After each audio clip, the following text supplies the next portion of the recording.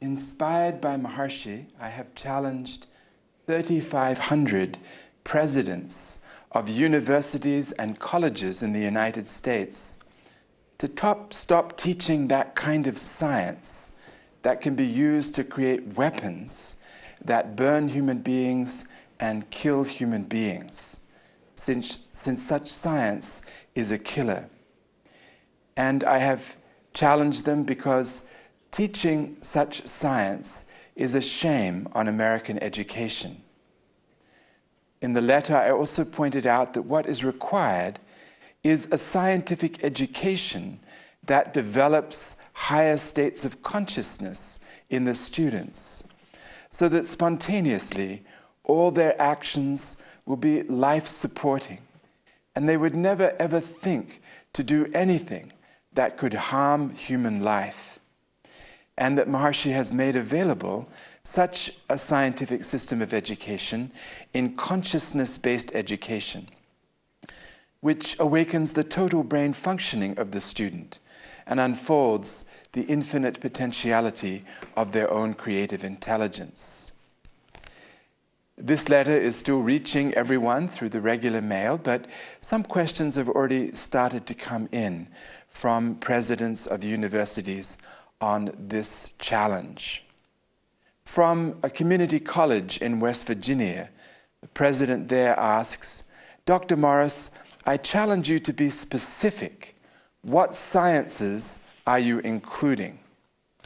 And I responded to that as follows, that when science is taught in a fragmented way, every field of knowledge can be used to produce positive results or negative results, as they have been.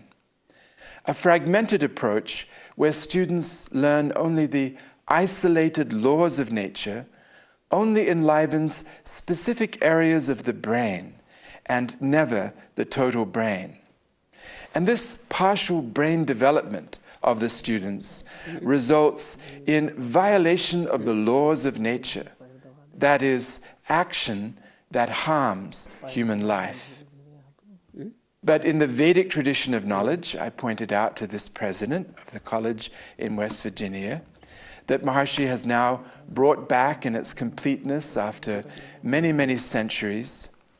The approach to knowledge is not fragmented as it is in modern scientific education, but rather unified.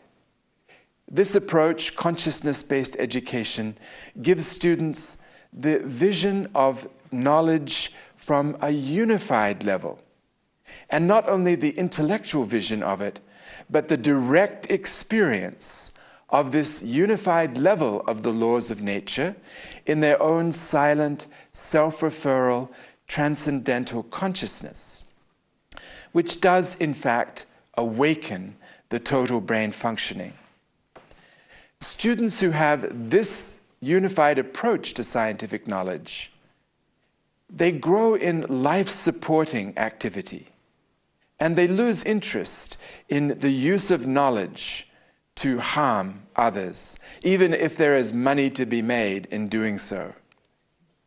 So the answer that I have returned to the president in West Virginia is that if science is taught in this way that is unified, this way that is the essential method of teaching in consciousness-based education introduced by Maharishi, then all branches of knowledge, all fields of natural law will be used only for the good of humanity. And if not, then the sad history of the use of scientific knowledge in many, many very harmful ways will continue. So this is the answer that I gave, but I had promised to the president in West Virginia that I would pose this question this morning during this conference. All the presidents have been informed that they could watch today, they could connect through the internet or by telephone, and hear Maharishi's complete answers to the questions that have been raised by the presidents and by the press about this offer. So once again, the question was, Dr. Morris, I challenge you to be specific. What sciences are you including In other words, what sciences should no longer be taught in American colleges?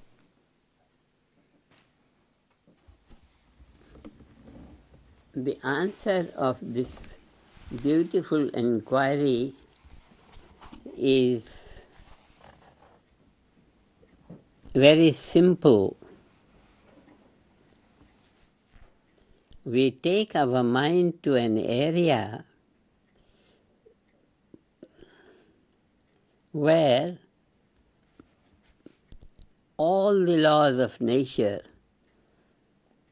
are lively, they are active. And what is that area? One word: unmanifest. The entire manifest world emerges from that unmanifest field, which is called transcendental field, self-referral field, self-referral, unified field.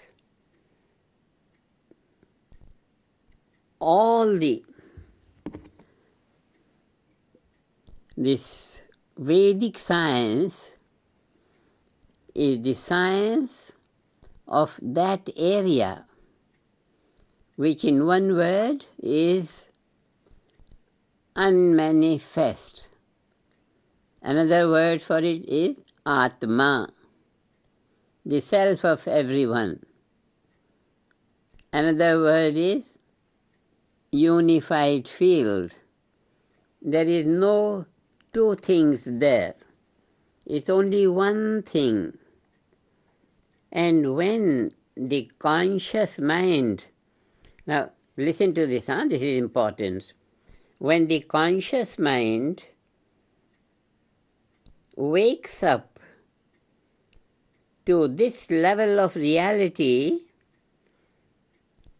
this level of reality means to the transcendental field. Transcendental field, in the quantum field theories, this field is well defined in the mathematical terms, and through the thought process it is put to practice. Vedic literature is the literature of this science of this field, transcendental consciousness. The Rig Veda says, where are all the laws of nature? It says it is in the relationship of two values of the transcendental consciousness. Now, where is the two values of transcendental consciousness? Transcendental consciousness being unmanifest, it is infinity. It is being transcendental, it is infinity. Transcendental consciousness is infinity. Transcendental means beyond boundaries. Beyond boundaries means unified field. Unified field. When the conscious mind opens to this field, then it opens to unified field. Directly, the mind is in the state of the unified field. And it is in this state that the total mind is awake. Total mind is awake when it is open to transcendental consciousness. Through transcendental meditation, the activity of the mind becomes less and less and less and less and less and less, and it becomes least, and it becomes silent. It becomes self-referral. It becomes Atma. It becomes consciousness, unified field of consciousness. Only on this level, the total mind is in wakeful state. So we say transcendental consciousness is that state of consciousness, or when we relate to physiology, it is that level of physiology where total physiology is in action. Total physiology is in action in the transcendental field, and this is the field of total natural law. Rig Veda defines where is the Veda, where is the total field of knowledge. It is in the Richo Akshare Parme Vyoman, transcendental consciousness. Next word is very, very important, which the world has missed. Yasmin Deva Adhivishve Nisheduhu.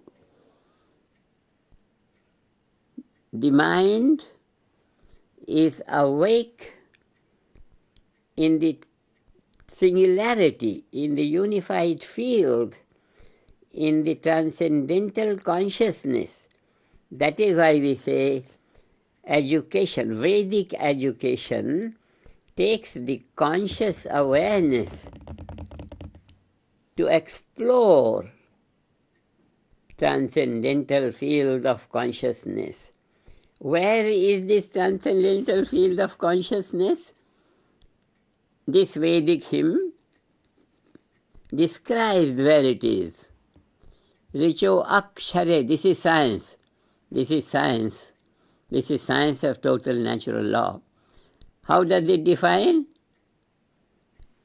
Total natural law, transcendental field of self-referral consciousness is like an ocean of consciousness. Like an ocean of consciousness. Now, an ocean of consciousness is made of, it's very interesting, huh? Listen carefully. Transcendental consciousness, transcendental holistic consciousness is made of points of consciousness. So here you have two values. Holistic value of consciousness and point value of consciousness. Now mark here, this is Vedic science. Unified field, infinity related to point. Infinity related to point. This is the field, self-referral unified field.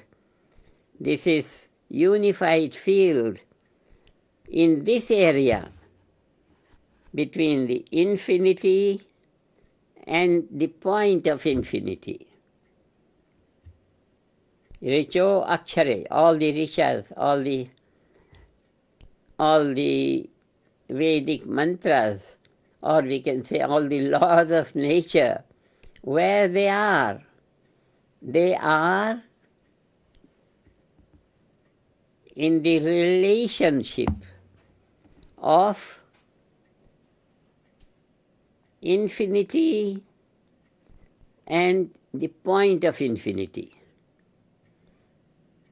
This is called Nitya Apaurushaya. This relationship between infinity and the point of infinity is the field of total natural law. And when the mind explores it in that, when the mind grasps it, then the mind is that level of natural law, which is total natural law. And in that total natural law, this is Vedic science, in that total natural law, all levels of dynamism is lively. That is why from the unmanifest, the laws of nature breathe life in themselves. And this is how total natural law gets ingrained in that conscious awareness which is open to transcendental meditation, transcendental consciousness, transcendental consciousness, transcendental consciousness. This is the only level which is the level where total natural law is dynamic. Total natural law is silent, but in its silence, it is the science of this silence which is Vedic science. All the different modern sciences are like children, are just like children. We give encouraging value to modern science of physics or chemistry and mathematics and all. But from the level of Vedic science, all these sciences are children's. They are children's, like imaginations, too far from reality. Too far from reality. Vedic science, total intelligence of Veda is in the transcendent, and how it emerges into dynamism and how it settles down in infinite silence, and how the infinite silence emerges into dynamism, how any man can be awake, fully awake, in total knowledge, and that is called Brahmi Chetana, unity consciousness. Time is there for the world to get into Vedic science. And thanks to the research in physiology by His Majesty Raja Nadaram, his research has shown that every fiber of human physiology, every grain of human physiology is made of Vedic sounds. Vedic sounds.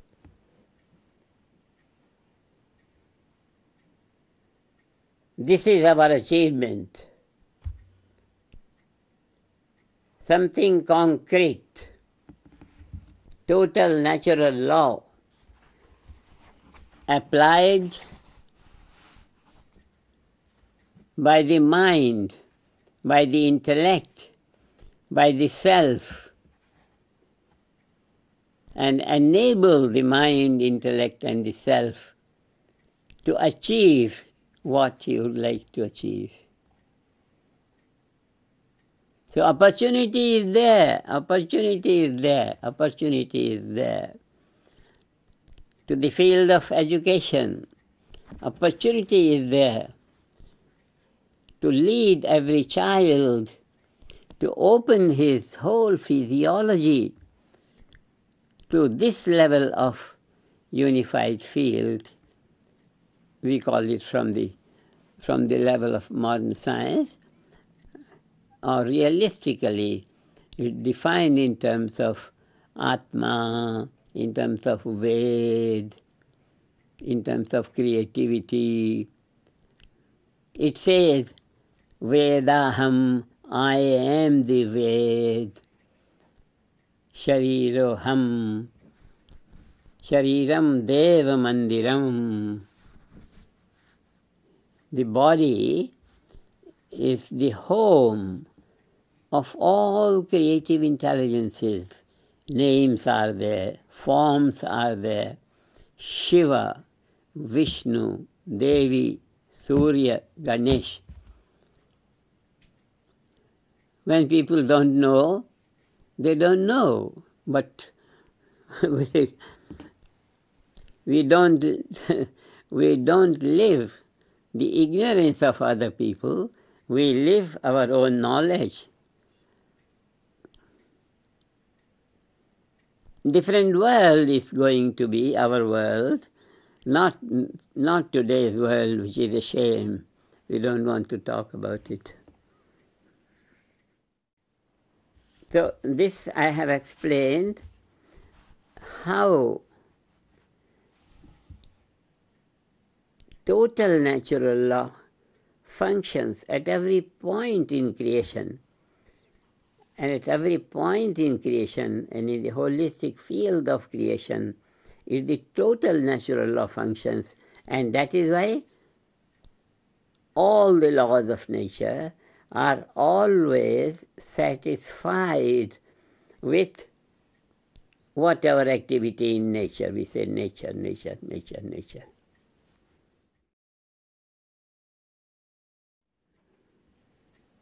In this world of ignorance, we are raising a voice. If you have to teach something, teach that thing, consciousness, Atma, the self, Devatas.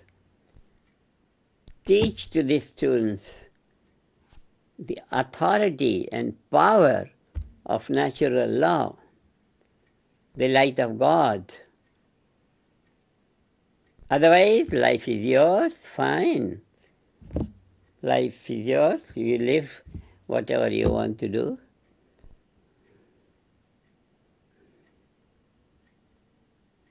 But there is a chance to step on to a very royal and divine level of administration, where everything will be possible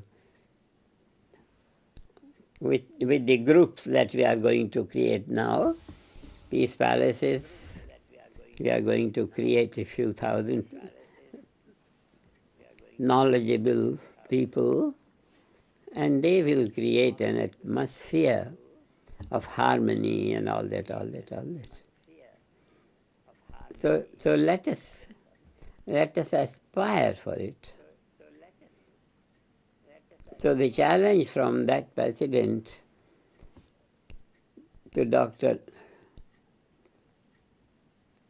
Bevan Morris was quite a challenging thing. Where is total natural law. Where is that? It is omnipresent, it is omniscient, it's unmanifest, unmanifest. This unmanifest word is Puran. Puran is a Vedic literature which has been so badly understood during the time of British rule in India. So much damage has been done to life in the world. But doesn't matter.